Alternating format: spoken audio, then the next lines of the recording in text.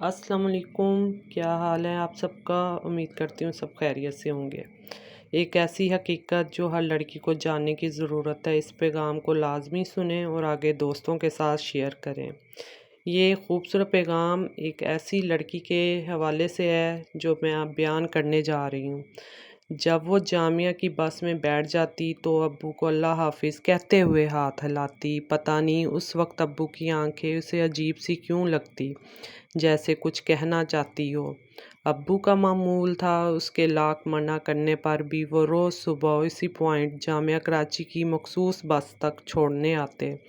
यहाँ तक कि ड्राइवर अंकल से उनकी सलाम दुआ भी हो गई थी। और जब वो वापस आती तो अब्बू जी वहीं खड़े होते। जब वो उतरती तो उसका बैग उठा लेते और घर तक छोड़कर वापस दुकान पर जाने के लिए पलट जाते। इससे ये सब नॉर्मल रूटीन का हिस्सा लगता। बस कभी कभार अब्बू की कुछ कहती आंखें उसको सोचने पर मजबूर कर देती।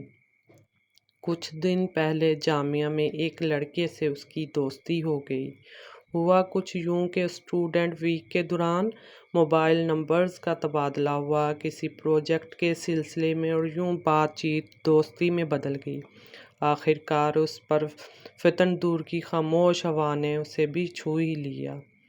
जवानी पर पैर रखकर ये भूल बैठी कि रास्ता कितना पुरखतर, पाँव फिसलने का अंदेशा बहुत ज़्यादा है।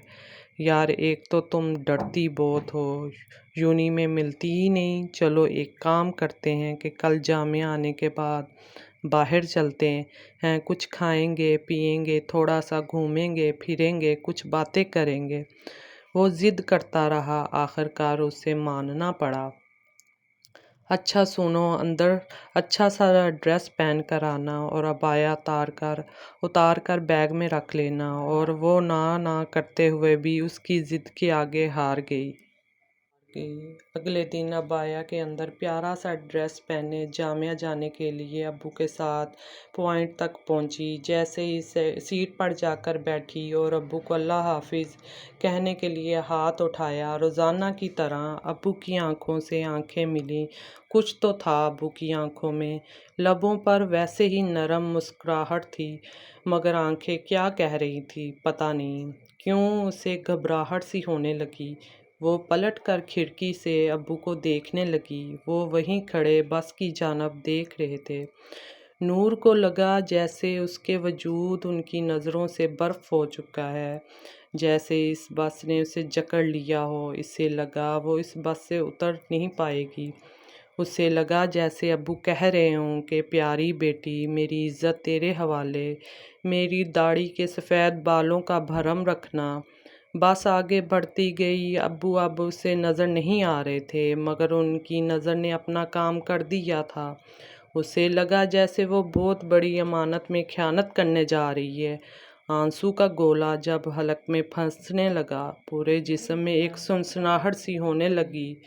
इज़्ज़त पर हरफ कैसे आने दे सकती हूँ, मुझे माफ़ कर दें। इसने बेसाख्ता होकर ख़ुद से हम कलामी की। इस कशमकश में यूनिवर्सिटी आ गई। वो उतर कर जल्दी जल्दी अपने डिपार्टमेंट पहुंची। सबसे पहले कामरान का नंबर ब्लॉक किया और दिल ही दिल में अल्लाह करीम से माफ़ी मांगी। आज वो समझ चुकी थी कि अब्बू की आंखें रोज़ क्या कहती थीं। उसने इन बुरी आंखों की इल्तिजा सुन ली। अब्बू की दाढ़ी के सफ़ेद बालों ने ऐसी फरियाद की थी, इसे अपना इरादा तर्क करना ही पड़ा। उसने अल्लाह का शुक्र अदा किया कि वो अजीम अमानत में ख़यानत करने से बच गई। प्यारी लड़कियों, अगर जो नादानी में अपनी इस जवानी पर फिसलने लगी हो तो अपने बाबा के कुर्ते का दामन थाम लो। वो हाथ बढ़ाकर तुम्हें थाम लेंगे, बचा लेंगे। कहीं ऐसा ना हो तुम्हें उनकी दस्तरस से निकल जाओ और महबूब के रूप में इब्लीस तुम्हारी इज़्ज़त ले उड़े और तुम कहीं की ना रहो। संभल जाओ मेरी प्यारी दोस्तों।